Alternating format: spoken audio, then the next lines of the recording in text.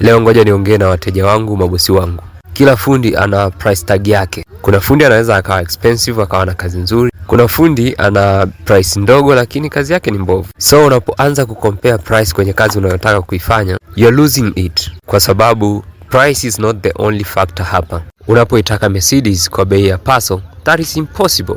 The same na kwa ufundi. Quality is expensive. Fundi ambaye ana kazi ambayo ni bora anakuwa expensive. Of course, sio guarantee kwamba unapokuwa expensive automatically unakuwa na kazi nzuri. So honestly we have to strike a balance here. Lakini in most cases, mafundi ambao ni expensive wameshajua kwamba wao ni bora na already wanajua thamani yao. So they want to make the most out of it. So instead, fundi anapokupa quotation yake, muulize what is your package. Kwa sababu kuna mafundi wengine wanakupa mpaka warranty au guarantee ya system ambayo wamekutengeneza, kwamba within 1 year au miezi 6 nitakuwa nakutengenezea bure, just in case